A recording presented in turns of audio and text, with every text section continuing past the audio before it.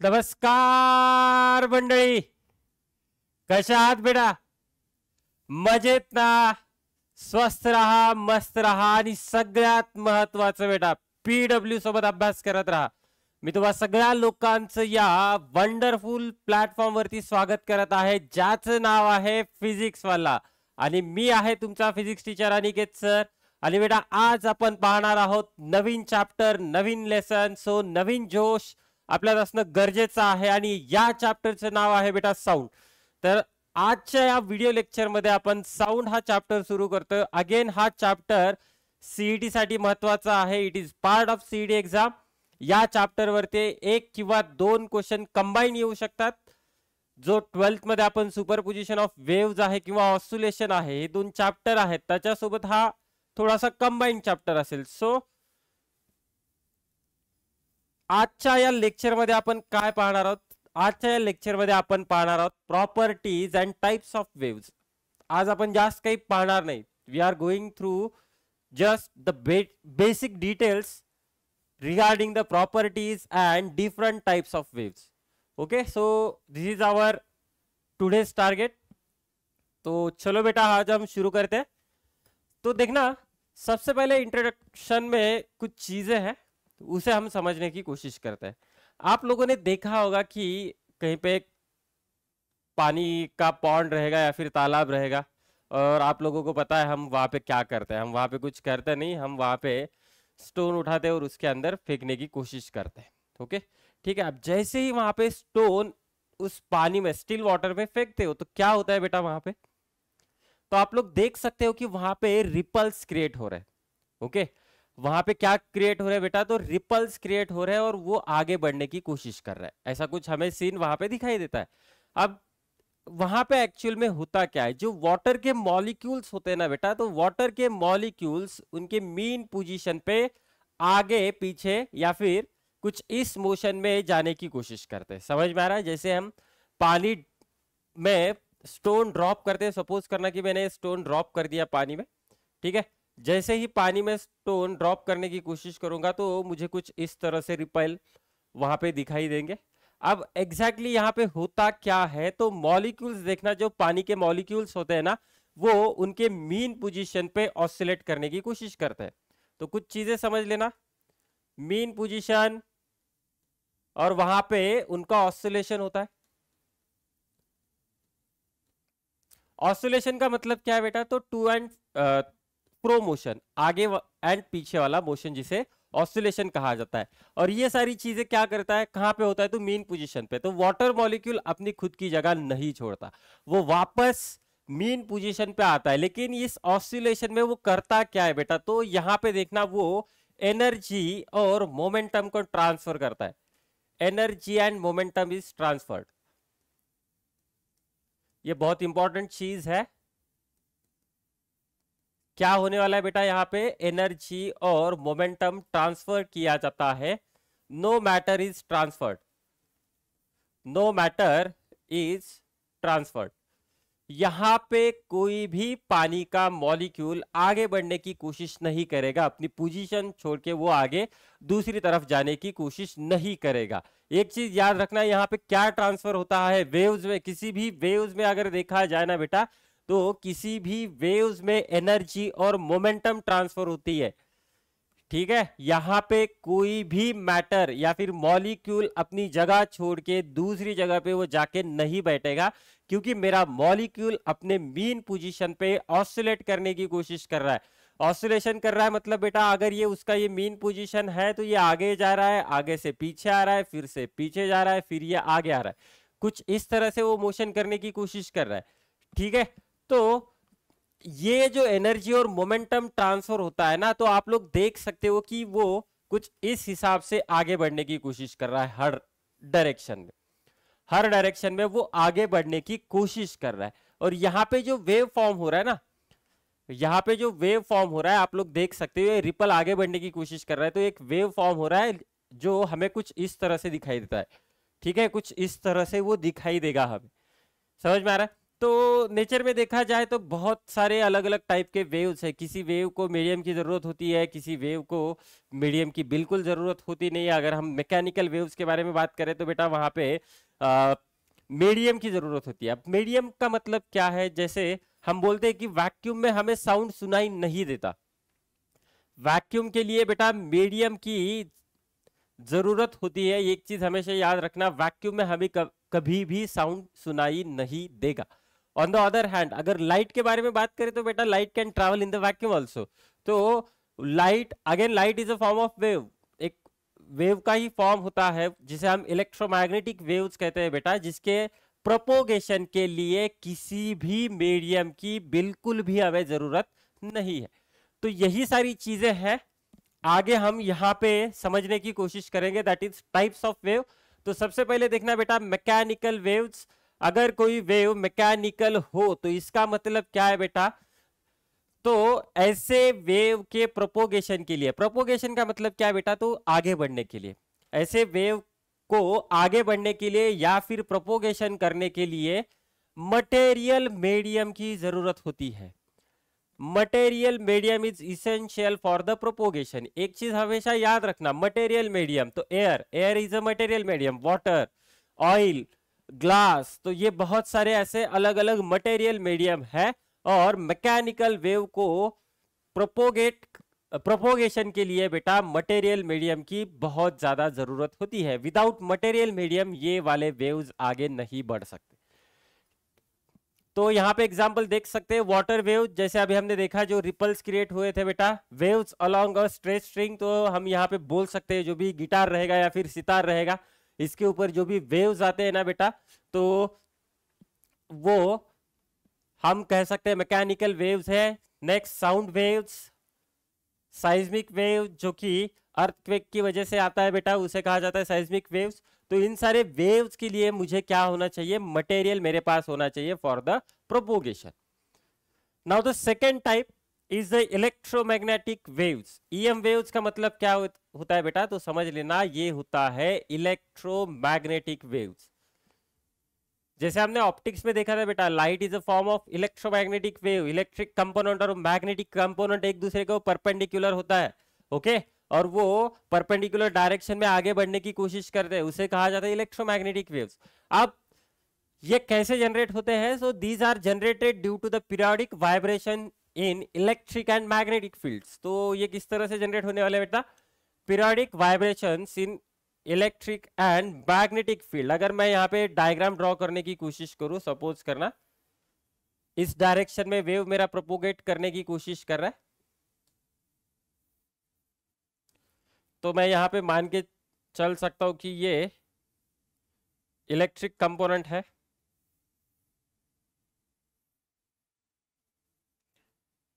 और बेटा ये मैग्नेटिक कंपोनेंट है। तो ये जो वेव आप लोगों को यहाँ पे दिखाई देगा ना, इसे कहा जाता है बेटा इलेक्ट्रोमैग्नेटिक वेव। इसके बारे में हमने ऑलरेडी चर्चा की है ऑप्टिक्स में, जब हम नेचर ऑफ लाइट पढ़ने की कोशिश कर रहे थे। तो this is nothing but the electromagnetic wave. यहाँ पे आप लोग देख सकते हो कि ये पीरियोडिक वाइब्रेशन कर रहे हैं बेटा, इनका वाइब्रेशन पीरियोडिक होता है, ओके, इलेक्ट्रिक फील्ड में और मैग्नेटिक फील्ड में। तो ये मैं मान रहा हूं कि ये इलेक्ट्रिक फील्ड है बेटा, और ये मैं मान रहा हूं कि ये मैग्नेटिक फील्ड है। ये कौन सा फील्ड है, ये मैग्नेटिक फील्ड है। And this is the direction of propagation. ये क्या होगा बेटा, तो डायरेक्शन ऑफ प्रोपोगेशन होगा। Again these waves can propagate through the material media, however the material medium is not essential for their propagation.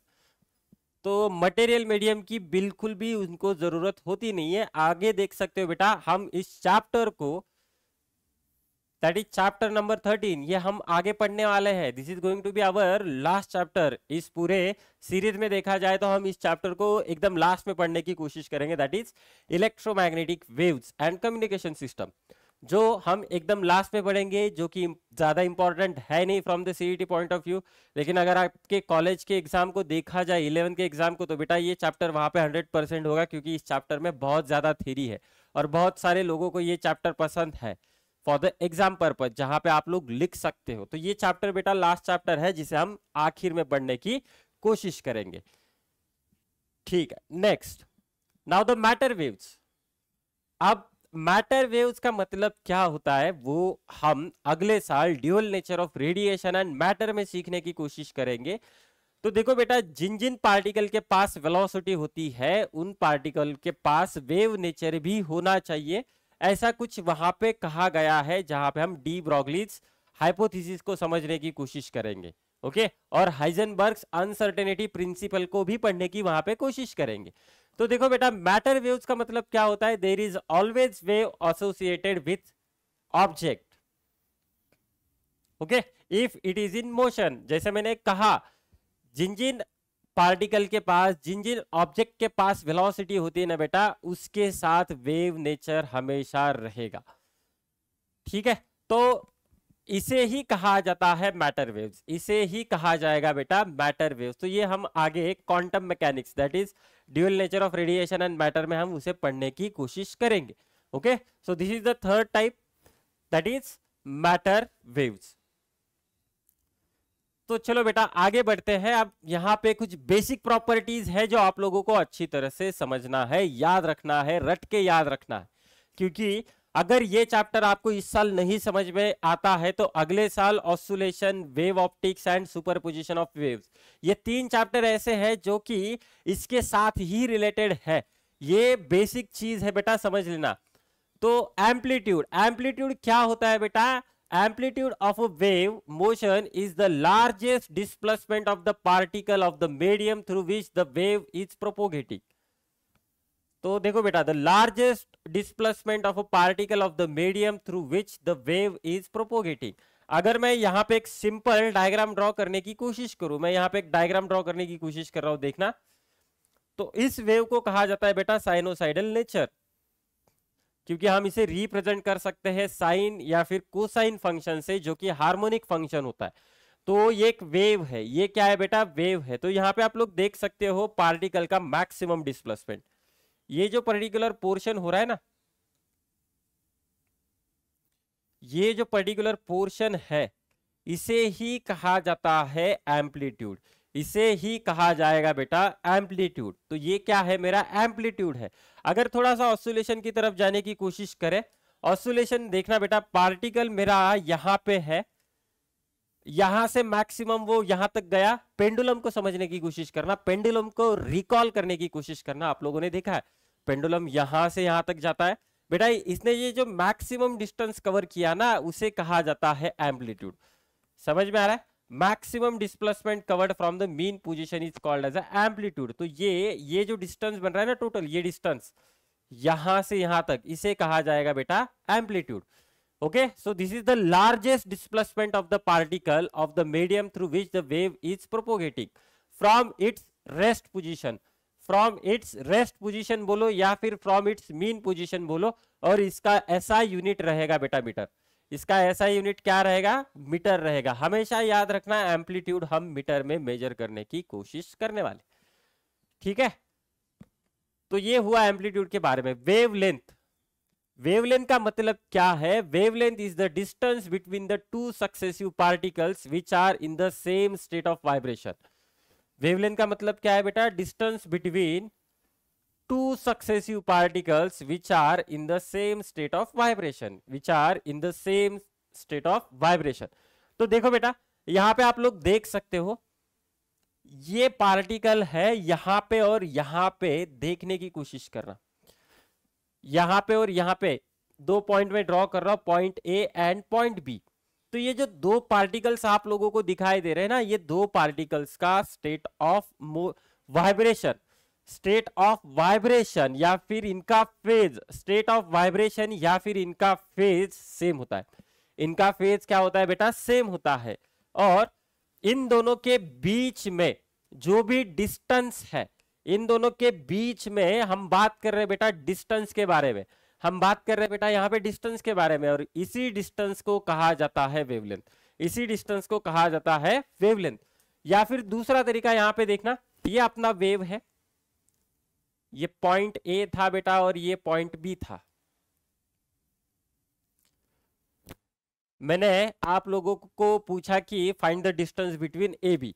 आप लोगों को प्रैक्टिकली पूछा है कि find the distance between A B, और मैंने आप लोगों को एक स्केल दे दी, ठीक है, 30 सेंटीमीटर की स्केल है, उसी का यूज करके आप लोगों को ये डिस्टेंस मेजर करना है। तो आप लोग क्या करोगे बेटा, तो आप लोग यहाँ पे क्या करोगे, ठीक है, तो आप लोग यहाँ पे देखना, इसको पकड़ोगे, इसको पकड़ोगे, इसको पकड़ के 2 पॉइंट मुझे मिल गया बेटा, स्ट्रेट लाइन ले लोगे, क्योंकि मेरे पास स्केल है, मेरे पास क्या है बेटा, स्केल है, मेरे पास क्या है, स्केल है। ओके ठीक, तो देखो बेटा ये 2 पॉइंट्स है आपके पास, पॉइंट ए यहाँ पे है, पॉइंट बी यहाँ पे है, तो करना क्या है, मैंने इन दोनों को पकड़ लिया था, मैंने इन दोनों को पकड़ लिया था बेटा, अब मैं इसे स्ट्रेट करने की कोशिश कर रहा हूं। जैसे ही ये स्ट्रेट हो जाएगा वैसे ही आप लोग इसकी लेंथ मेजर कर सकते हो बाय यूजिंग द स्केल, ठीक है, समझ में आ रहा है। और इसी लेंथ को कहा जाता है बेटा वेव लेंथ, इसी लेंथ को कहा जाएगा wave length, that is distance between the two successive particles in which the two particles are in the same state of vibration, two particles are in the same state of vibration। तो ये अपना wave है बेटा, इस wave का जो length रहेगा उसे कहा जाएगा वेव लेंथ, और वेव लेंथ हम रिप्रेजेंट करने वाले हैं इस सिंबल से, लैम्बडा से, ठीक है, ये लैम्बडा सिंबल रहेगा, और ये मेजर किया जाता है मीटर में, ये मेजर किया जाएगा बेटा मीटर में, एक चीज हमेशा याद रखना, ये मेजर किया जाएगा मीटर में। Next, time period. Now what is time period, time required to complete one vibration of a particle of the medium is the period of the wave, again it is measured in the second. तो simple वाला फंडा देखना, time required to complete one vibration of a particle in the medium, एक one set of vibration complete करने के लिए जितना time लगता है उसे कहा जाता है टाइम पीरियड। मतलब क्या है बेटा, पार्टिकल यहां पे शुरू हो रहा है, ये वाइब्रेट हो रहा है, वाइब्रेट हो रहा है, वाइब्रेट हो रहा है, वाइब्रेट हो रहा है, वापस इसी जगह पे जब वो आएगा ना, ए से निकला है बी पे आया है, मतलब ए पे जिस तरह से वो वाइब्रेट करने की कोशिश कर रहा था उसी तरह से वो बी पे भी वाइब्रेट करने की कोशिश कर रहा है। इसका मतलब क्या हुआ, पार्टिकल ने यहाँ पे एक सेट ऑफ वाइब्रेशन कंप्लीट कर लिया है, और इसके लिए जितना टाइम लगता है उसे कहा जाता है टाइम पीरियड, इसके लिए जितना टाइम लगता है बेटा उसे कहा जाएगा टाइम पीरियड। तो एक चीज हमेशा याद रखना, टाइम पीरियड का मतलब क्या है, time required to complete one set of vibration is called as a time period। okay, now the fourth property is very important property, that is double periodicity। Double periodicity, okay, wave के पास double periodicity होती है। अब double periodicity मतलब क्या होता है बेटा, तो wave is periodic in time as well as periodic in space. एक चीज हमेशा याद रखना, वेव क्या होता है, periodic in time and periodic in space. तो ये दो, जो मैंने दो चीजें यहां पे बता दी उसे समझने की कोशिश करना। Okay, at every location the wave motion repeats itself eight equal interval of time. तो वो खुद को इक्वल इंटरवल ऑफ टाइम में खुद को रिपीट करने की कोशिश कर रहा है, so hence it is periodic in time. Similarly at a given instant the form of wave repeats at equal distances। समझ में आ रहा है, the form of wave repeats at equal distances, hence it is periodic in space। समझ में आ रहा है, it is periodic in space। अगर मैं वेव फंक्शन लिखने की कोशिश करूं, अगर मैं wave function y is equal to function of x comma t, मैं कुछ इस हिसाब से मैथमेटिकली लिख सकता हूं। तो ये जो फंक्शन यहाँ पे दिखाई दे रहा है ना, फंक्शन, अगर मैथमेटिक्स में आप लोगों ने सीखा होगा फंक्शन, तो ये आप लोग अच्छी तरह से समझ सकते हो। तो क्या है बेटा, y फंक्शन है किस चीज का, x और t का। x क्या है बेटा, तो यहाँ पे x है डिस्टेंस और t है टाइम। तो मतलब क्या है, ये जो y है ना बेटा, ये डिपेंड कर रहा है दो दो चीजों के ऊपर, एक है टाइम और दूसरा है बेटा डिस्टेंस या फिर डिस्प्लेसमेंट। तो देखो हम यहाँ पे इसे और अच्छी तरह से समझने की कोशिश करते हैं। मैं थोड़ा सा यहाँ पे वेव ड्रॉ कर लेता हूं।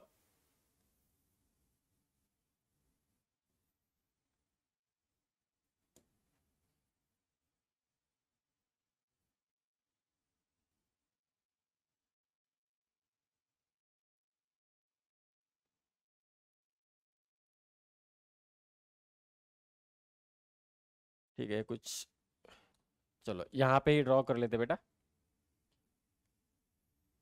ए टू बी, फिर से ये कुछ इस तरह से मैं यहाँ पे मान रहा हूँ। चलो तो अगर आप देखोगे ना, अगर आप देखोगे ना यहाँ पे ये जो वेव का नेचर है, ये साइनोसाइडल वेव मैं ले रहा हूँ क्योंकि यहाँ से बहुत सारी चीजें मुझे क्लियर होती। ठीक है, ए बी और सी, इन तीनों का स्टेट ऑफ वाइब्रेशन सेम है, इन तीनों का स्टेट ऑफ वाइब्रेशन सेम है। समझ में आ रहा है? तो मतलब ए से बी तक जाने के लिए जितना टाइम लगता है उतना ही टाइम बी से सी तक जाने के लिए लगता है। तो इसका मतलब क्या है बेटा, ये पीरियोडिक इन टाइम है। दूसरी चीज, यहां पे ए और बी के बीच में आप लोग अगर अलग अलग इंटरवल लेने की कोशिश करोगे, अलग अलग इंटरवल लेने की कोशिश करोगे और सिमिलरली उतना ही इंटरवल बी और सी के बीच में लेने की कोशिश करोगे, ठीक है, तो पार्टिकल का जो वाइब्रेशन का स्टेट है ना, यहां पे जैसा वाइब्रेशन का स्टेट है वैसा ही वाइब्रेशन का स्टेट यहां पे भी होगा। मतलब यहां पे मुझे एम्पलीट्यूड मिल रहा है, दैट इज मैक्सिमम डिस्प्लेसमेंट, यहां पे भी मुझे मैक्सिमम डिस्प्लेसमेंट ही मिलेगा। तो इसका मतलब क्या है, at given instant the form of wave repeats at equal distance, hence it is periodic in space। समझ में आ रहा है? तो वेव जो होता है ना बेटा, तो पीरियोडिक इन टाइम होता है, पीरियोडिक इन स्पेस होता है। मतलब इक्वल इंटरवल ऑफ टाइम के बाद खुद को रिपीट करता है। सिमिलरली उसी टाइम में वो इक्वल डिस्टेंस भी कवर करने लगता है, सेम डिस्टेंस भी कवर करने लगता है, अगर मैं अलग अलग जगह पे उनको समझने की कोशिश करूं। ठीक है, सो इसे कहा जाता है double periodicity, that is periodic in time and periodic in space. ये पीरियोडिक इन टाइम रहेगा एंड पीरियोडिक इन स्पेस रहेगा। Now the next, frequency. तो देखो बेटा, number of vibrations perform by particle during each second. तो हम यहां पे बोल सकते हैं the number of vibrations perform by particle during each second is called as a frequency. इसका ऐसा यूनिट रहेगा हर्ट्स, इसका ऐसा यूनिट रहेगा बेटा hertz. So there is relation between the frequency and time period. तो ये जो रिलेशन है ना, ये रिलेशन रहेगा frequency n is equal to 1/t। Frequency n is equal to 1/t। Number of vibrations completed in 1 second is called as a frequency. Frequency मतलब वो repeat कर रहा है, एक सेकंड में कितनी बार रिपीट खुद को करने की कोशिश कर रहा है, उसे कहा जाएगा फ्रीक्वेंसी, उसे कहा जाएगा बेटा फ्रीक्वेंसी। ठीक है, now the next part is the velocity. Distance covered by wave per unit time is called as the velocity of the wave. What is velocity? That is distance covered by wave per unit time is called as the velocity of the wave। तो बेटा हम यही वाला diagram फिर से समझने की कोशिश करते हैं। तो देखो बेटा, एक टाइम पीरियड है, ये क्या है बेटा, यहां से यहां तक अपना एक टाइम पीरियड है। इस टाइम पीरियड में उसने कुछ डिस्टेंस कवर किया है। अगर मुझे वेव की वेलोसिटी निकालनी है, अगर मुझे वेव की वेलोसिटी निकालनी है तो मैं सिंपली यहां पे लिख सकता हूं velocity v is equal to velocity v is equal to distance divided by time, distance divided by time. तो बेटा मैं यहाँ पे एक टाइम पीरियड लेने की कोशिश कर रहा हूं, मैं यहाँ पे क्या करने वाला हूं, एक टाइम पीरियड लेने की कोशिश कर रहा हूं। एक टाइम पीरियड में उसने इतना डिस्टेंस कवर किया है और इसी डिस्टेंस को कहा जाता है वेवलेंथ, इसी डिस्टेंस को कहा जाता है बेटा वेवलेंथ। तो मैं यहाँ पे लिख सकता हूँ v is equal to lambda by t, v is equal to lambda by t. लेकिन मुझे 1/t पता है, 1/t का मतलब क्या बेटा, frequency, that is v is equal to n lambda, v is equal to n lambda. तो बेटा ये एक्सप्रेशन हमेशा याद रखना, ये बहुत इंपॉर्टेंट चीज है। दोनों में से किसी एक को याद रखना, मेरे हिसाब से ये इजी रहेगा, v is equal to n lambda. तो समझ में आ रहा है ये चीज। तो मुझे क्या करना है, वेलोसिटी फाइंड आउट करनी है। वेलोसिटी का फॉर्मूला पता है, डिस्टेंस डिवाइडेड बाय टाइम। मैं यहाँ पे एक टाइम पीरियड लेने की कोशिश कर रहा हूँ, एक टाइम पीरियड में मुझे इतना डिस्टेंस मिला, मतलब बेटा मुझे इस वेव की वेवलेंथ मिली, that is wavelength divided by time period, wavelength divided by time period. मैं इसे ही लिख सकता हूं wavelength divided by time period.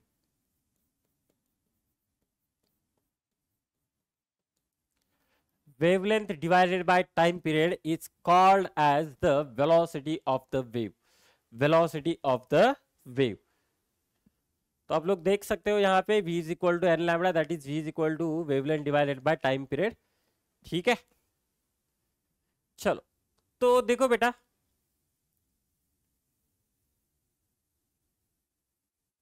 यहां से मुझे कुछ चीजें समझ में आ रही है. The magnitude of velocity of wave in the medium is constant. अगर मैं फ्रीक्वेंसी को बढ़ाने की कोशिश करूं, अगर मैं फ्रीक्वेंसी को बढ़ाने की कोशिश करूं, मतलब मैं यहाँ पे बेटा टाइम पीरियड घटाने की कोशिश कर रहा हूं. फ्रीक्वेंसी बढ़ रहा है मतलब क्या हो रहा है, टाइम पीरियड मेरा यहाँ पे घट रहा है. तो इसका इंपैक्ट मेरा वेवलेंथ के ऊपर होगा. इसका इंपैक्ट कहां पे होगा, तो वेवलेंथ के ऊपर होगा. That is increase in frequency of wave causes decrease in its wavelength. Okay, so when a wave goes from one medium to another, अब ये बहुत इंपॉर्टेंट है, यहां पे समझ लेना. when a wave goes from one medium to another medium, the frequency of the wave does not change. जैसे ही वो मीडियम चेंज करता है, जैसे ही वो मीडियम चेंज करता है, उसकी फ्रीक्वेंसी चेंज नहीं होती. वेलोसिटी चेंज हो सकती है, वेवलेंथ चेंज हो सकती है, लेकिन बेटा फ्रीक्वेंसी मीडियम चेंज होने की वजह से कभी भी चेंज होने वाली है नहीं. फ्रीक्वेंसी हमेशा कांस्टेंट रहेगी. ओके, ठीक है.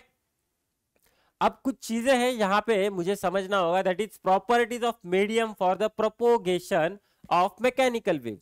अगर मैकेनिकल वेव को मुझे किसी भी मीडियम से पास करना हो, तो बेटा उस मीडियम के पास कुछ सर्टेन प्रॉपर्टीज होने चाहिए फॉर प्रोपोगेशन ऑफ वेव्स. समझ लेना यहां पे.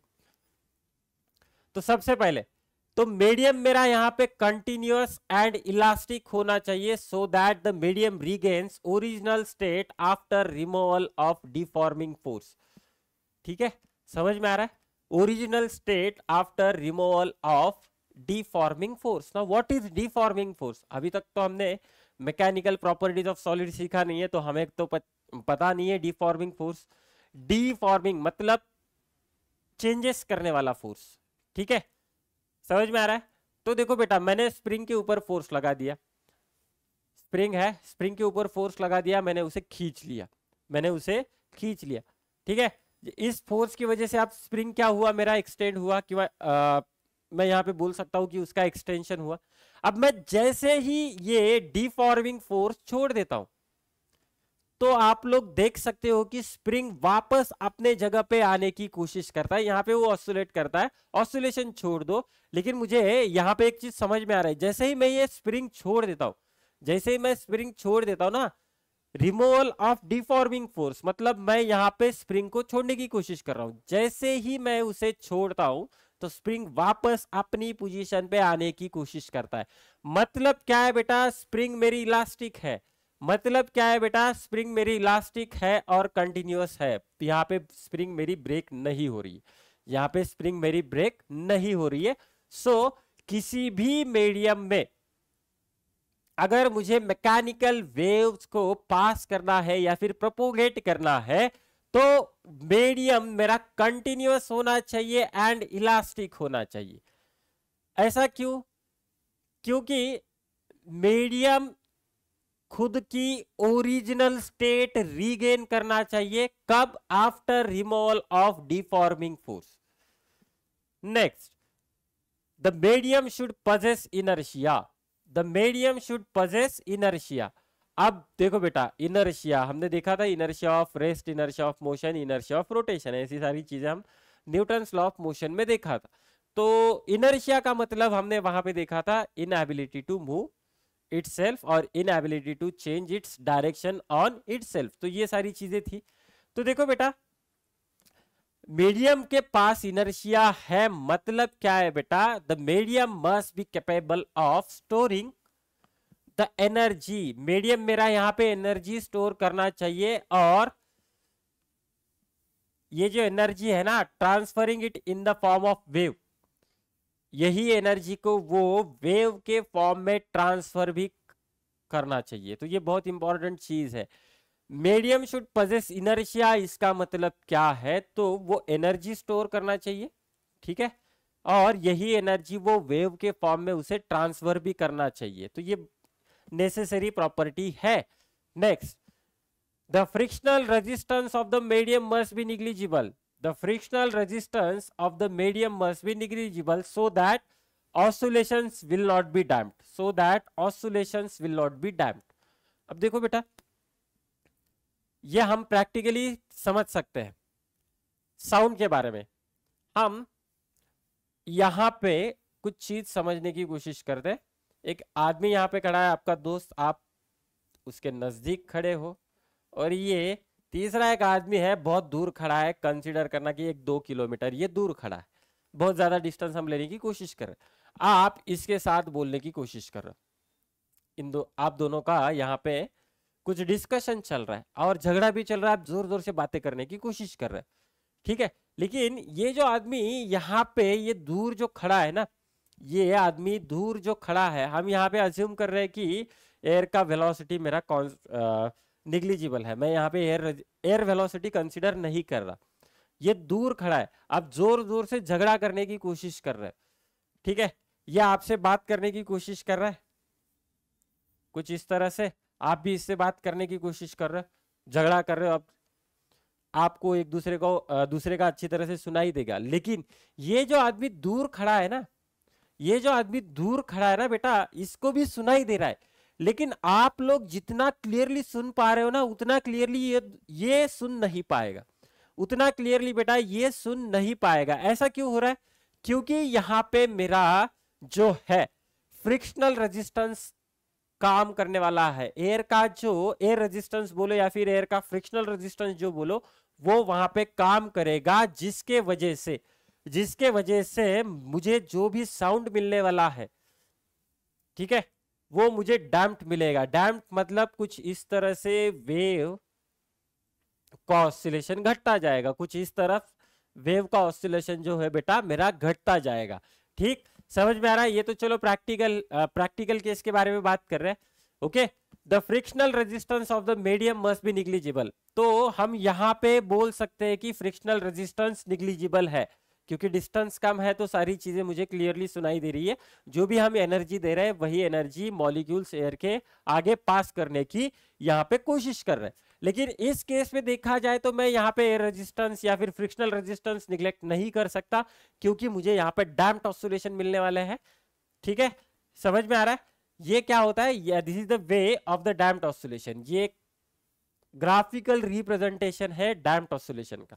सो these are the very important properties of medium for the propagation of mechanical waves। Mechanical wave को प्रोपोगेट करने के लिए बेटा ये प्रॉपर्टीज उसके पास होने चाहिए, तब जाके मेरे मैकेनिकल वेव्स अच्छी तरह से प्रोपोगेट होते हैं, ठीक। चलो नाउ द नेक्स्ट, तो देखो बेटा phase and phase difference, phase and phase difference. तो फेज को मैं सिंपल टर्म में डिफाइन करने की कोशिश करूंगा। फेज मतलब क्या है? State of vibration. फेज मतलब क्या है बेटा? तो state of vibration, state of vibration बोलो या फिर स्टेट ऑफ ऑसिलेशन बोलो, ठीक है, उसे कहा जाता है फेज, उसे कहा जाता है बेटा फेज। अगर मैं यहां पे अलग अलग मॉलिक्यूल समझने की कोशिश करूं या फिर अलग अलग पोजीशन समझने की कोशिश करूं, ओके, ठीक, तो आप लोग देख सकते हो पॉइंट H और पॉइंट F का फेज अलग है, इन दोनों के बीच में फेज 180 डिग्री का है, मतलब कंप्लीटली उल्टा, मतलब कंप्लीटली उल्टा। ये नेगेटिव मैक्सिमम दिखाई दे रहा है, ये पॉजिटिव मैक्सिमम दिखाई दे रहा है, तो इन दोनों के बीच में फेज डिफरेंस 180 डिग्री का है। अब ये क्या है? अगर मैं मान लू कि बेटा ये जो पार्टिकल है H पे, अगर वो कुछ इस तरह से वाइब्रेट करने की कोशिश कर रहा है, ये ऊपर जा रहा है, नीचे आ रहा है, नीचे जा रहा है, ऊपर आ रहा है, कुछ इस तरह से, तो इसका जो रहेगा ना बेटा, इसका कंप्लीटली उल्टा रहेगा इससे। किस तरह से देखना, तो सबसे पहले ये नीचे जाएगा, नीचे जाने के बाद बेटा ये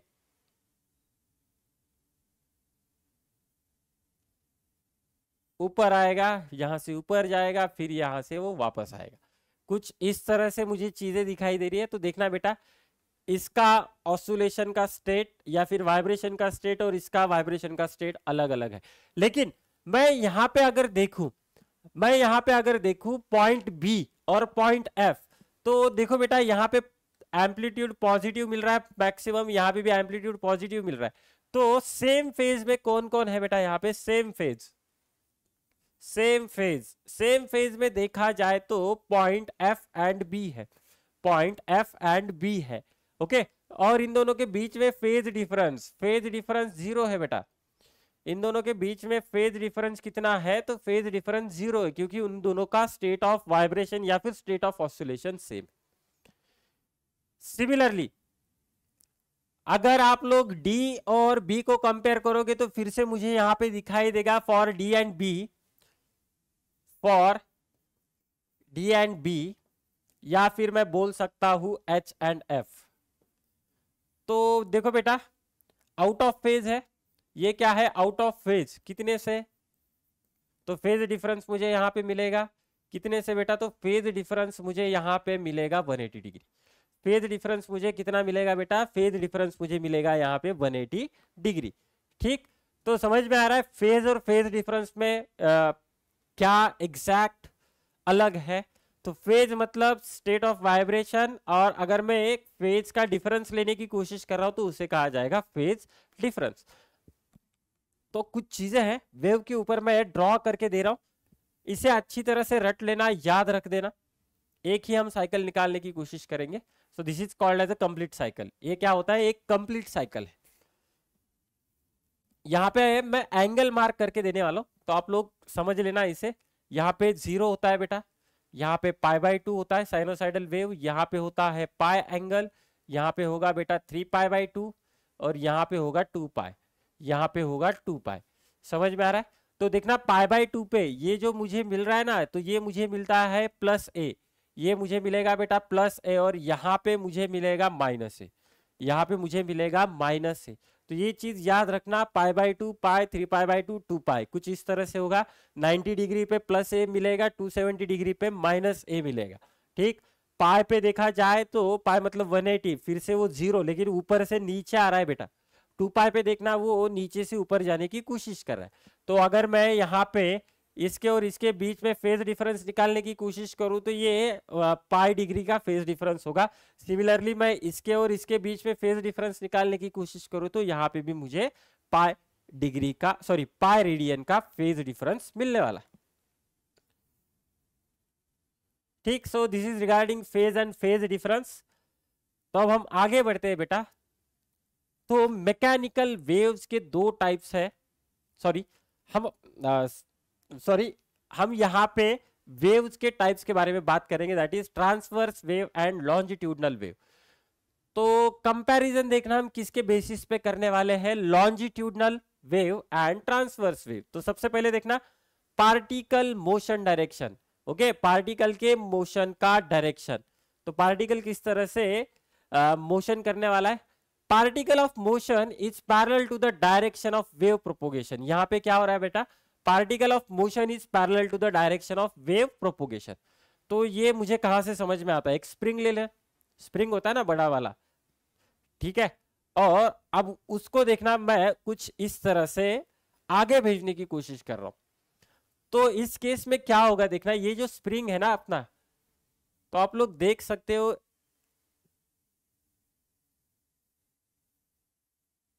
कुछ ऐसा मुझे दिखाई देगा स्प्रिंग में, कुछ ऐसा मुझे दिखाई देगा स्प्रिंग में। तो यहाँ पे क्या हो रहा है? जिस डायरेक्शन में प्रोपोगेशन है उसी डायरेक्शन में पार्टिकल का मोशन है, जिस डायरेक्शन में प्रोपोगेशन है उसी डायरेक्शन में पार्टिकल का मोशन है। अब वही वाला स्प्रिंग में एक एंड पे उसे बांध के रखने वाला हूं, दूसरे एंड पे ऐसा ऊपर नीचे उसे झटका देने की कोशिश करूंगा। तो अब इस केस में क्या होगा? तो स्प्रिंग देखना मेरा कुछ इस हिसाब से चलने वाला है,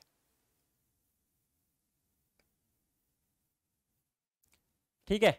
ये जो स्प्रिंग है ना कुछ इस हिसाब से मुझे मोशन देने की कोशिश करेगा। तो देखो बेटा पार्टिकल का मोशन जो है, पार्टिकल का मोशन, ये वेव यहाँ पे सेट हो रहा है मेरा कुछ इस डायरेक्शन में। ओके, वेव मेरा कुछ इस डायरेक्शन में सेट हो रहा है, और ये पार्टिकल का जो मोशन है, पार्टिकल का मोशन इसको परपेंडिकुलर मुझे दिखाई देगा, पार्टिकल का मोशन परपेंडिकुलर दिखाई देगा। इस केस में क्या हो रहा है बेटा? वेव का डायरेक्शन इस तरफ है, वेव का डायरेक्शन इस तरफ है और पार्टिकल का भी डायरेक्शन मेरा इसी तरफ है, पार्टिकल के मोशन का भी डायरेक्शन मेरा कुछ इसी तरफ रहेगा। ठीक है, तो आप लोग देख सकते हो compression and rarefaction, that is high pressure and low pressure, alternately मुझे मिलने लगता है। तो आप लोग देख सकते हो यहाँ पे स्प्रिंग कंप्रेस हुआ है, यहाँ पे वो रेयरफैक्ट हुआ है, फिर से वो कंप्रेस हुआ। ठीक, यहाँ पे देखना, यहाँ पे मुझे मिलने वाला है क्रेस्ट एंड ट्रफ। तो क्रेस्ट मतलब पीक एंड ट्रफ मतलब वैलीज। तो इन शॉर्ट ये पीक है बेटा, यहाँ पे आप लोग देख सकते हो। So this particular part is called as a crest and this particular part is called as a valley, this particular part is called as a valley. तो मुझे मिलेगा बेटा क्रेस्ट एंड ट्रफ, यहाँ पे मुझे मिलने वाला है कंप्रेशन एंड रेयरफैक्शन। ठीक है, तो एग्जांपल देखना, तो फिर से sound waves, seismic waves, shock waves, ultrasound waves, यहाँ पे हम बात कर सकते हैं बेटा लाइट वेव्स, वाटर वेव्स। तो ये इसको थोड़ा सा साइड में रखते हैं। लाइट वेव्स है, वाटर वेव्स है, इंस्ट्रूमेंट के ऊपर आने वाले वेव्स है, इलेक्ट्रोमैग्नेटिक वेव्स है, तो उनका नेचर होता है बेटा ट्रांसवर्स वेव। ठीक है, अब ट्रांसमिशन, तो लॉन्जिट्यूडनल वेव जो है ना बेटा, लॉन्जिट्यूडनल वेव्स हर एक मीडियम से पास हो सकता है, that is solid, liquid, gaseous medium से वो पास हो सकता है।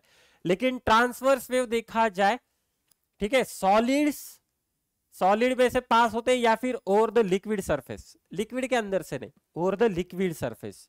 लेकिन इनका है वैसा है नहीं बेटा, ये सॉलिड, लिक्विड, गैस तीनों स्टेट में से वो आगे बढ़ने की कोशिश करता है। Now the speed of propagation, तो देखो अलग अलग मटेरियल में वो अलग अलग स्पीड से प्रोपोगेट करने की कोशिश करता है। It depends on the factors like density and elasticity, ये हम अगले लेक्चर में सीखेंगे। साउंड का ये अगले लेक्चर में इसे डिटेल में सीखेंगे। तो स्पीड जो है अलग अलग जगह पे अलग अलग हो सकता है, लेकिन ट्रांसवर्स वेव का स्पीड देखा जाए तो गिवन मीडियम में वो कांस्टेंट होता है। इनका वैसा है नहीं बेटा, इनका वैसा है नहीं, अलग अलग जगह पे अलग अलग इनका स्पीड हो सकता है। नाउ द मटेरियल मीडियम, तो मटेरियल मीडियम जो है लॉन्जिट्यूडनल वेव के लिए बेटा इसेंशियल है, लेकिन ट्रांसवर्स वेव के लिए इट इज नॉट नेसेसरी। होगा तो भी चलेगा, नहीं होगा तो भी चलेगा। ठीक, तो देखो बेटा ये कुछ डिफरेंस टेबल है, या आप लोगों को अच्छी तरह से हमेशा याद रखना है। डिफरेंस टेबल आप लोगों को अच्छी तरह से याद रखना है। कुछ बेसिक चीजें फिर से मैं यहाँ पे एक वेव निकालने की कोशिश कर रहा हूं। तो ये बेटा है क्रेस्ट, ये होता है पीक, ये होता है मेरा ट्रफ, ये होता है मेरा valley. Distance between crest and trough, distance between successive crest and trough, crest and trough,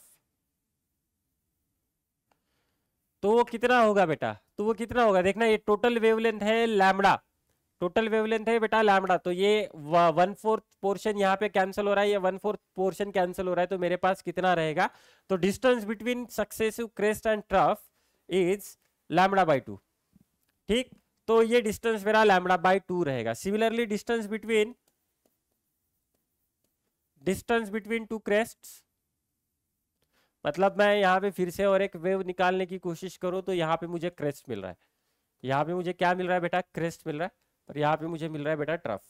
distance between to crest successive और टू ट्रफ्स,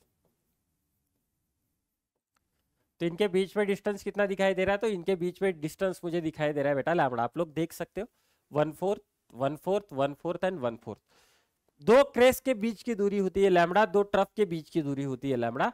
वेयरएज क्रेस्ट और ट्रफ के बीच में डिस्टेंस रहेगा मेरा λ/2, क्रेस्ट और ट्रफ के बीच में डिस्टेंस रहेगा मेरा λ/2। तो बेटा अब हम बात करेंगे मैथमेटिकल इक्वेशन ऑफ वेव्स। तो आप लोगों को ये इक्वेशन यहाँ पे याद रखना है।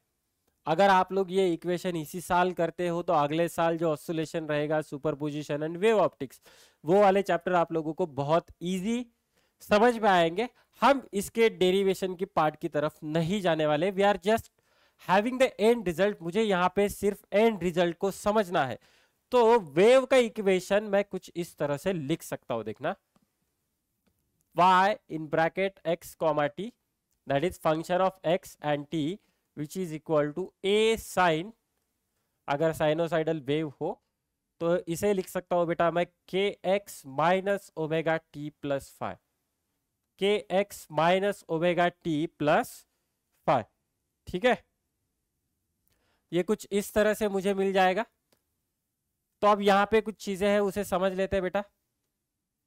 A is nothing but the amplitude. A is nothing but the amplitude.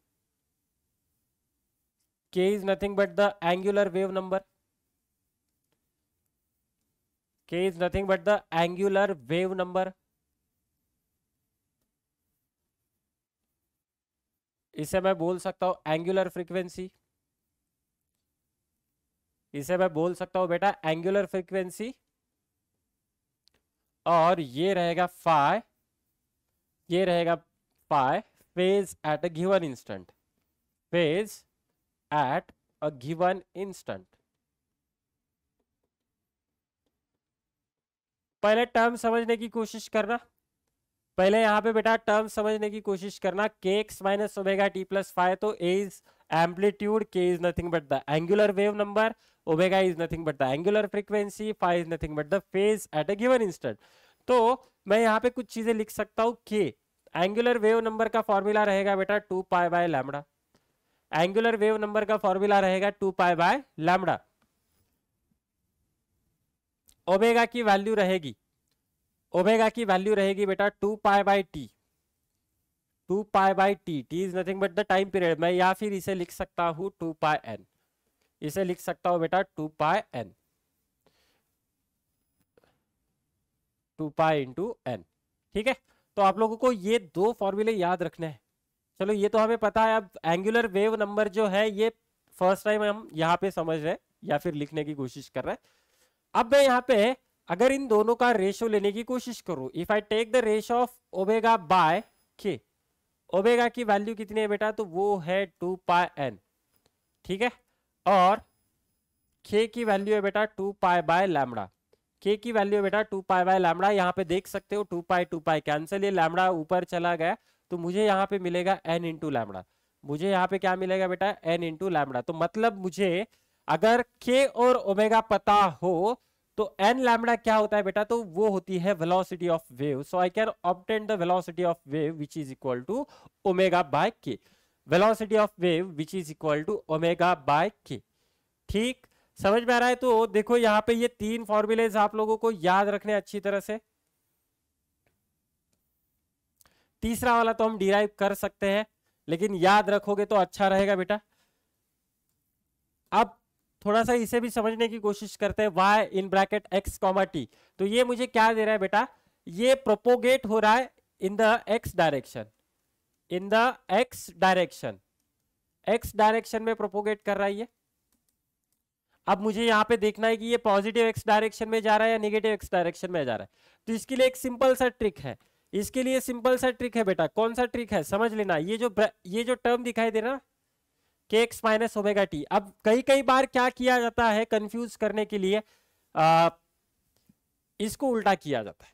इसको क्या किया जाता है बेटा, उल्टा किया जाता है। तो डायरेक्शन समझने के लिए पॉजिटिव एक्स डायरेक्शन में चल रहा है या नेगेटिव एक्स डायरेक्शन में चल रहा है, ये समझने के लिए मुझे सिर्फ इस टर्म के ऊपर थोड़ा सा ध्यान देना है।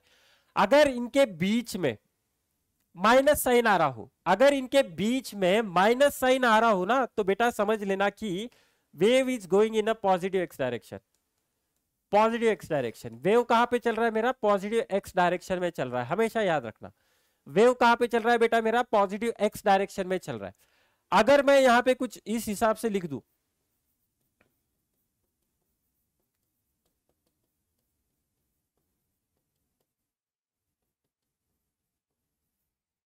अगर मैं कुछ इस हिसाब से लिख दूं, तो देखो बेटा फिर से यहां पे इस टर्म को समझने की कोशिश कर रहा है। इस टर्म के बीच में प्लस साइन आ रहा है, इस टर्म के बीच में कौन सा साइन आ रहा है, प्लस साइन आ रहा है। तो ये क्या इंडिकेट कर रहा है, तो the wave is moving in negative x direction, wave is moving in negative x direction, wave मेरा नेगेटिव एक्स डायरेक्शन की तरफ चल रहा है। तो ये दो सिंपल ट्रिक है, याद रखना।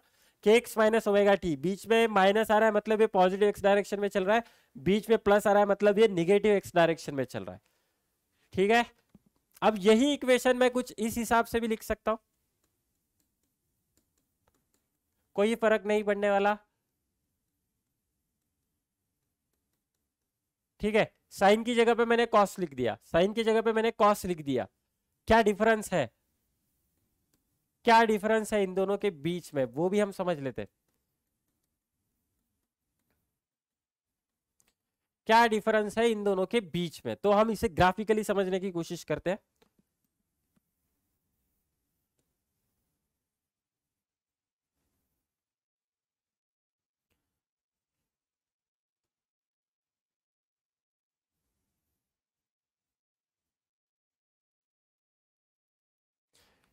ठीक है बेटा, तो ये जो वेव आप देख रहे हो ना, ये इस इक्वेशन का रिप्रेजेंटेशन है।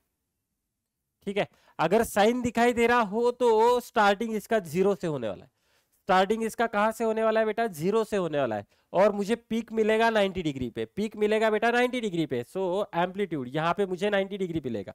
लेकिन जो दूसरा वेव है, ये जो दूसरा वेव है दैट इज ए कॉस के एक्स माइनस ओमेगा टी, तो इसका मतलब जो है ना, इसका जो पीक है वो जीरो पे आएगा, इसका पीक जो है ना जीरो पे आने वाला है, इसका 90 डिग्री पे आता है बेटा, और इसका जो है मेरा 0 डिग्री पे आएगा। समझ लेना, इन दोनों के बीच में अगर आपका वेव पॉजिटिव वाई या फिर नेगेटिव वाई से शुरू हो रहा है, ठीक है, तो समझ लेना कि वो कोसाइन वेव है। ऑन द अदर हैंड अगर आपका वेव जीरो से शुरू हो रहा है तो वो समझ लेना कि ये साइन वेव है, जीरो से अगर शुरू हो रहा है तो ये समझ लेना कि ये साइन वेव है। अब इसी को मैं कुछ इस तरह से भी लिख सकता हूं, चलो ये वाला ही कंटिन्यू कर लेते हैं। साइन के की वैल्यू है बेटा 2 pi by lambda into x, ये कितना है बेटा 2 pi bye T into T plus 5। तो देखो, अगर चलो ये 5 मेरे पास है नहीं, मैं यहाँ पे मान रहा हूँ कि इनिशियल फेज उसका 0 है, मैं यहाँ पे मान रहा हूँ कि इनिशियल फेज उसका 0 है, तो मैं यहाँ पे 2 पाई कॉमन निकाल सकता हूँ। तो ब्रैकेट में मुझे मिल जाएगा बेटा x by lambda minus t by capital T, x by lambda minus t by capital T, कुछ इस हिसाब से मुझे ये इक्वेशन मिलने वाला है। ठीक है, देखना अच्छी तरह से इक्वेशन को समझ लेना, ट्रिक्स सारे मैंने यहाँ पे बता दिए, कौन पॉजिटिव एक्स डायरेक्शन में चल रहा है, कौन नेगेटिव एक्स डायरेक्शन में चल रहा है, कैसे समझना है, तो यहाँ पे देखना है, इन सारी चीजों से मुझे समझ में आता है।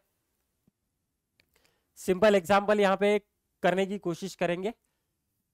तो मुझे यहाँ पे एक इक्वेशन दिया गया है बेटा, equation of a transverse wave travelling in a rope is given by 5 sine in bracket 4t minus 0.02x, तो यहाँ पे सेंटीमीटर और सेकंड में टाइम दिया गया है, तो find the amplitude frequency velocity wavelength of the wave.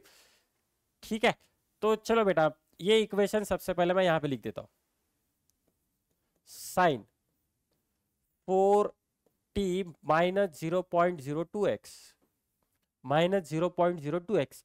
तो देखो बेटा, अब इसको मैं कंपेयर कर लेता हूं स्टैंडर्ड इक्वेशन के साथ, इसको मैं कंपेयर कर लेता हूं बेटा स्टैंडर्ड इक्वेशन के साथ। तो यहाँ पे मुझे ओमेगा टी माइनस के एक्स दिया है, यहाँ पे क्या दिया है बेटा मुझे ओमेगा टी माइनस के एक्स। तो ज्यादा टेंशन मत लेना सर, आपने अभी बताया था कि के एक्स माइनस ओमेगा टी, तो ये कंफ्यूज करने के लिए या फिर वेव का नेचर रिप्रेजेंट करने के लिए इस हिसाब से भी हम कर सकते हैं, कोई प्रॉब्लम है नहीं, फाय तो है नहीं। चलो अगर मैं इन दोनों को कंपेयर कर लूं तो मुझे यहां पे मिल जाएगा कंपेयरिंग, अगर मैं कंपेयर कर लूं तो मुझे एम्पलीट्यूड मिल जाएगा बेटा 5 सेंटीमीटर, क्योंकि ये सेंटीमीटर में है। ठीक, एंगुलर वेलोसिटी मिल जाएगी बेटा that is omega is equal to 4, तो मैं यहाँ पे लिख सकता हूँ 2 pi n is equal to 4, 2 pi n is equal to 4, so n is equal to 2 by pi, ये इसकी फ्रीक्वेंसी रहेगी हर्ट्स में। उसके बाद के की वैल्यू दी गई है मुझे 0.02, के की वैल्यू दी गई है बेटा मुझे 0.02, तो ये कितना हो जाएगा, तो वो हो जाएगा बेटा 2 pi by lambda is equal to 0.02, क्योंकि मुझे के की वैल्यू पता है 2 पाई बाय लैम्बडा, तो ये बनेगा 1 lambda is equal to pi divided by 0.01 आ रहा है, तो ये बन जाएगा बेटा 100 पाई, ये बन जाएगा 100 पाई, ये भी आएगा सेंटीमीटर में, ये भी आएगा बेटा सेंटीमीटर में। ठीक है, चलो नेक्स्ट। अब देखो आगे क्या पूछा है। चलो मुझे एम्पलीट्यूड मिला, मुझे फ्रीक्वेंसी मिला, मुझे वेवलेंथ मिला। अब मैं यहाँ पे वेलोसिटी निकालने की कोशिश करूंगा, v is equal to n lambda. N मुझे मिला है, n is equal to 2 by pi, और लैम्बडा है बेटा मेरे पास 100 पाई। तो ये पाई पाई कैंसिल, तो ये मुझे मिल जाएगा 200 सेंटीमीटर पर सेकेंड, या फिर मैं इसे लिख सकता हूं 2 मीटर पर सेकेंड, 2 मीटर पर सेकेंड। तो ये मुझे मिला वेलोसिटी। तो चलो बेटा ये जो क्वेश्चन है इस साल हम नहीं करने वाले, इसको हम अगले साल करेंगे, क्योंकि मुझे यहाँ पे इंटीग्रेशन और डिफरेंशिएशन का यूज करना पड़ेगा। तो मैं अभी के लिए इस साल के लिए इस पर्टिकुलर क्वेश्चन को स्किप करूंगा, अगले साल हम इसे देखेंगे। सिंपल क्वेश्चन है, सिर्फ कंपेयर करके मुझे निकालना था। आगे बढ़ते, तो फिर से वही वाला, चलो ये फिर से वही है, इसे हम नहीं करेंगे, सिर्फ एक ही क्वेश्चन करने की कोशिश करेंगे। तो देखो बेटा यहां पे मुझे कुछ इस तरह से इक्वेशन दिया है, मतलब मुझे आप क्या करना पड़ेगा, तो इसे कंपेयर करना पड़ेगा। तो मैं यहां पे कंपेयर कर सकता हूं ए साइन, एक काम कर लेता हूं, इसे अच्छी तरह से लिख देता हूं। तो ये बनेगा 0.05 साइन, पाई बाई 2 से अंदर मल्टीप्लाई कर देना। पाई बाई 2 से अगर मैं अंदर मल्टीप्लाई करूं तो यहां पे मुझे मिल जाएगा 5 pi x minus 20 pi t minus pi by 4। अब मैं इसको कंपेयर कर सकता हूं स्टैंडर्ड इक्वेशन के साथ। So that is going to be the A sine k x minus omega t plus 5। So this is the standard equation, कुछ इस हिसाब से। तो अगर मैं इनको कंपेयर कर लूं तो एम्पलीट्यूड मिलेगा, amplitude is going to be 0.05 metre. Next k की वैल्यू मुझे मिल जाएगी बेटा 5 pi, so 2 pi by lambda is equal to 5 pi. तो पाई पाई कैंसल, मुझे यहाँ पे लैम्बडा मिल जाएगा बेटा, that is equal to 2/5। Lambda मुझे मिल जाएगा बेटा 2/5। ठीक है, नेक्स्ट ये कितना आ रहा है बेटा, तो इसको और इसको कंपेयर कर लेना। तो ओमेगा मुझे मिल जाएगा, omega is equal to 20 pi, omega is equal to 20 pi. Omega क्या होता है मेरा 2 pi n which is equal to 20 pi. तो यहाँ पे देखना पाई पाई कैंसल, ये आ गया 10, ये आ गया बेटा 10 हर्ट्स। तो अब हम यहाँ पे वेलोसिटी निकाल सकते हैं, velocity v is equal to n lambda, velocity v is equal to n lambda. तो n की वैल्यू है 10, लैम्बडा है मेरे पास 2/5। तो आंसर मुझे मिल जाएगा बेटा 4 मीटर पर सेकेंड। आंसर मुझे यहाँ पे मिल जाएगा 4 मीटर पर सेकेंड। सिंपल क्वेश्चन है, कंपेयर करके निकालना है, बाकी यहाँ पे कुछ हमें करना नहीं है। चलो, figure shows a snapshot of a sinusoidal traveling wave taken at 0.3 second. The wavelength is 7.5 centimeter, the amplitude is 2 centimeter. तो वेवलेंथ दिया गया है बेटा लैम्बडा 7.5 सेंटीमीटर, एम्पलीट्यूड दिया गया है बेटा 2 centimetre. Now if the crest P was at x is equal to 0, तो देखो बेटा crest P was at x is equal to 0, crest मतलब मैक्सिमम पॉइंट, मैक्सिमम वो ये P पॉइंट मेरा यहां पे था, ये P पॉइंट मेरा यहां पे था at time x is equal to 0। तो यहां से मुझे ये समझ में आ रहा है ये जो इक्वेशन रहेगा वेव का, ये कुछ इस तरह से होना चाहिए।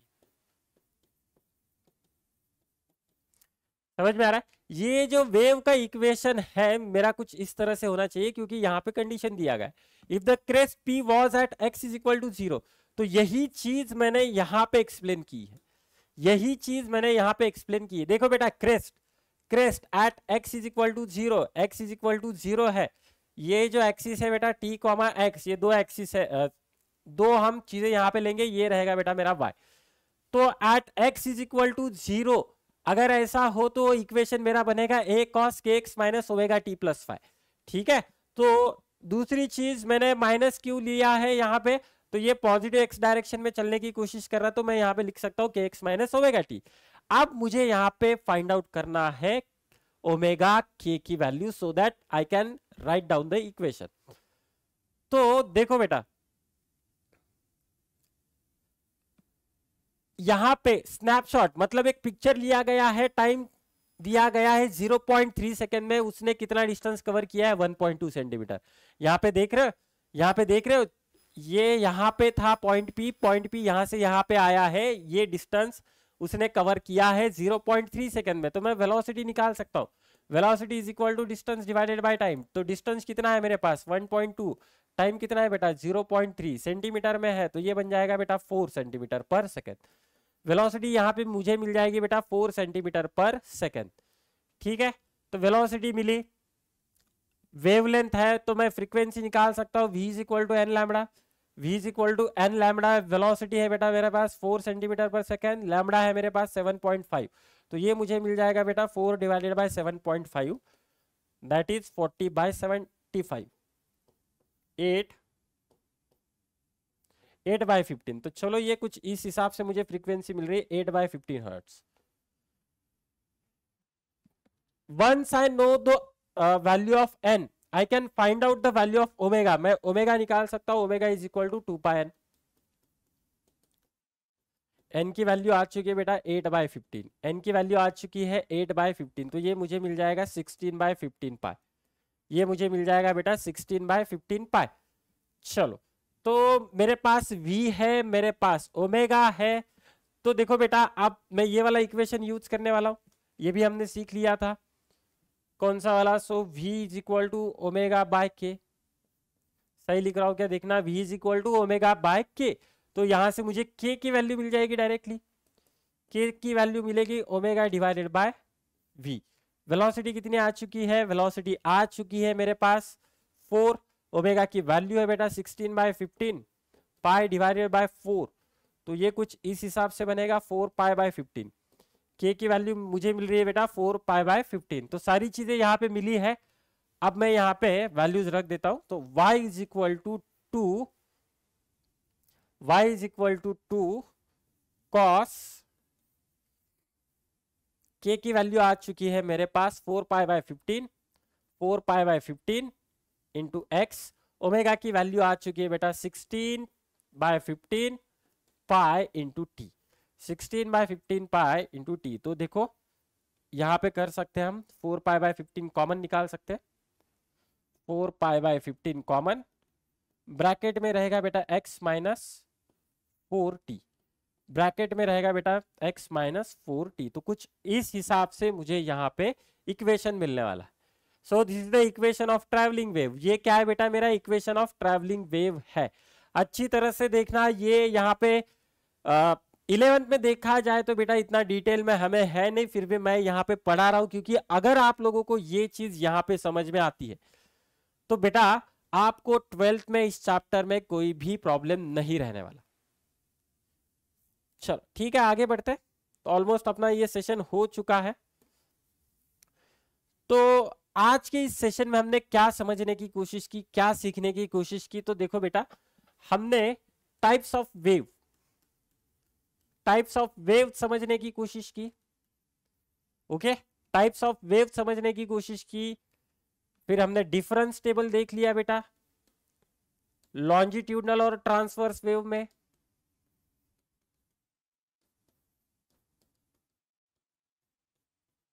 लॉन्जिट्यूडनल और ट्रांसवर्स वेव्स में हमने डिफरेंस समझने की कोशिश की। प्रॉपर्टीज हमने देखने की कोशिश की, प्रॉपर्टीज, बेसिक प्रॉपर्टीज जैसे कि amplitude, time period, wavelength, frequency, velocity.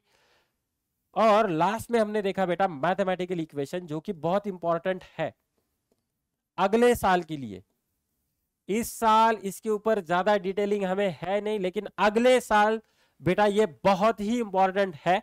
अगर आपको ये मैथमेटिकल इक्वेशन अभी समझ में आता है तो अगले साल आपको कोई भी प्रॉब्लम नहीं आएगा to understand the chapters like oscillation, superposition of waves and wave optics. Okay, so ये सारी चीजें हमने आज की सेशन में कवर कर ली। ठीक है, आई होप कि आप लोगों को ये आज का सेशन अच्छी तरह से समझ में आ जाएगा। अगर आप लोगों को कहीं पे भी कुछ भी डाउट हो तो आप डाउट डायरेक्टली पूछ सकते हो in the app, that is in the doubt engine, और आप यूट्यूब पे कमेंट सेक्शन में भी डायरेक्ट वहां पे डाउट पूछ सकते हो, मैं वहां पे आके भी आंसर दे सकता हूं। ठीक है, तो तब तक के लिए बेटा थैंक यू, धन्यवाद। फिर मिलेंगे अगले लेक्चर में। जय हिंद, जय महाराष्ट्र।